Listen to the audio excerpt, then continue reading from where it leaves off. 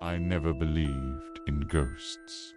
Not until that night in the old Victorian house my family had just moved into. The creaks and groans of settling wood were normal, I told myself, but the whispers, those were something else entirely. It started on our third night. A faint scratching sound from above, like tiny claws dragging across the ceiling. I pulled the covers tighter, convincing myself it was just mice in the attic. But deep down, I knew it wasn't. Days passed, and the sounds grew bolder. Footsteps when no one was home, giggling, echoing through empty hallways.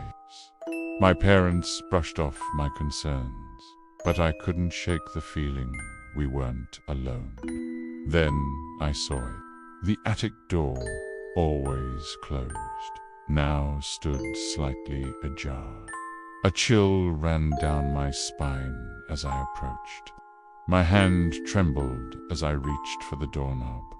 The attic was a maze of dusty boxes and forgotten treasures. Cobwebs clung to every surface, dancing in the faint light from a grimy window. And there, in the far corner, sat a porcelain doll. Blank eyes stared straight at me, unblinking. I froze, unable to look away. Something about its painted smile seemed wrong, as if it knew secrets it shouldn't. Camera, close-up of doll's eyes. I blinked, and for a split second, I could have sworn those eyes moved, following me. I stumbled backward, slamming the attic door shut. My heart raced as I leaned against it, trying to catch my breath. It's just an old doll, I whispered to myself. Nothing to be afraid of, but I was wrong. So very wrong. That night, I woke to the sound of tiny footsteps in the hallway. Tap, tap, tap, then silence. I held my breath, straining to listen. Tap, tap, tap, tap, closer now. My bedroom door slowly creaked open. Sound, door creaking. There, in the moonlight, stood the doll.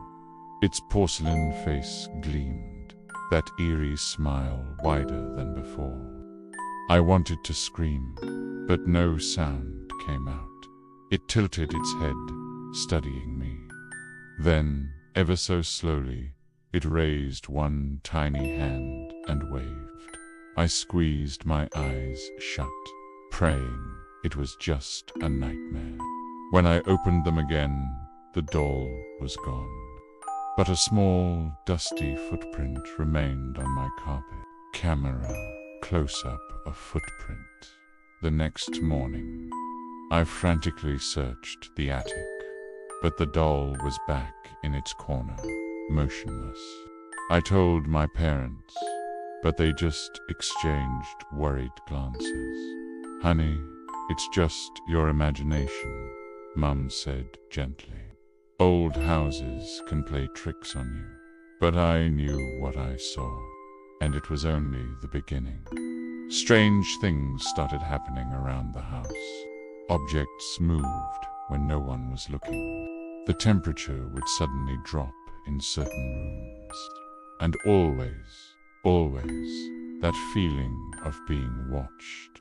One afternoon, while home alone, I heard a crash from upstairs.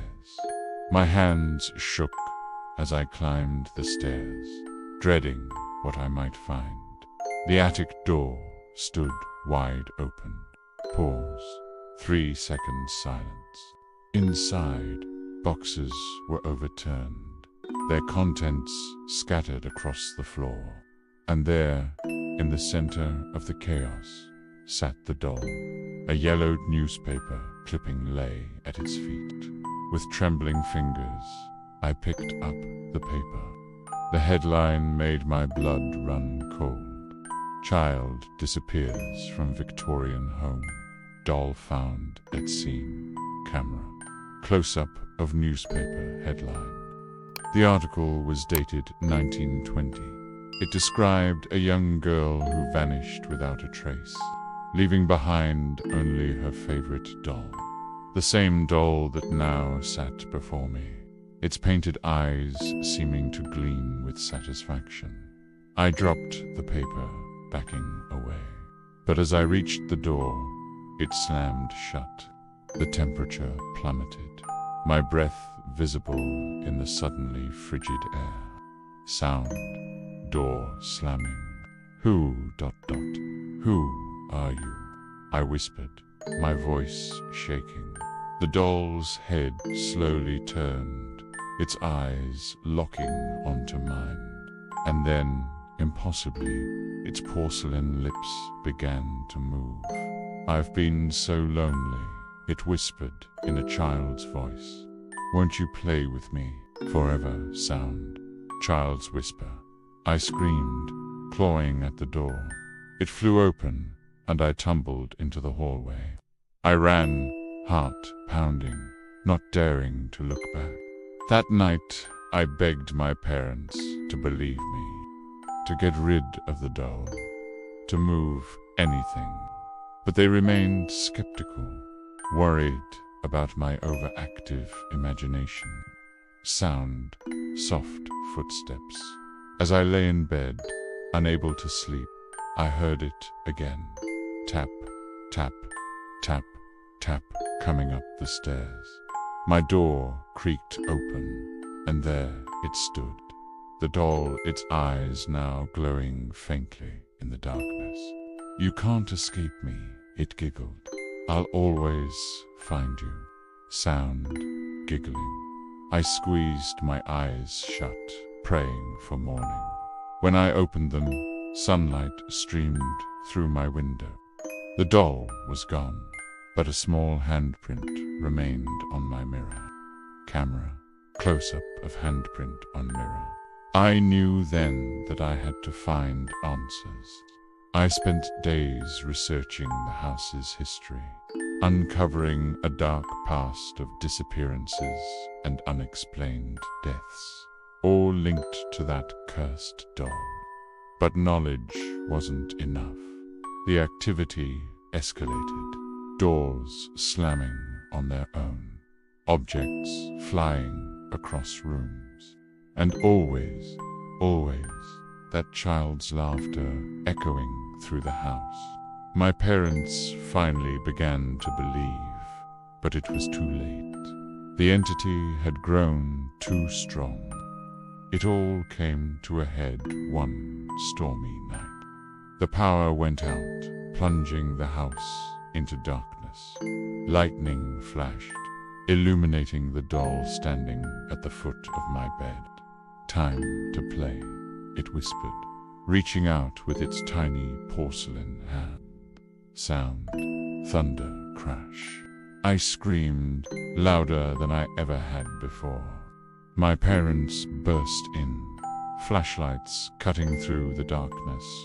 For a moment, I saw real fear in their eyes as they spotted the doll. But in a blink, it vanished. We left that night, leaving everything behind.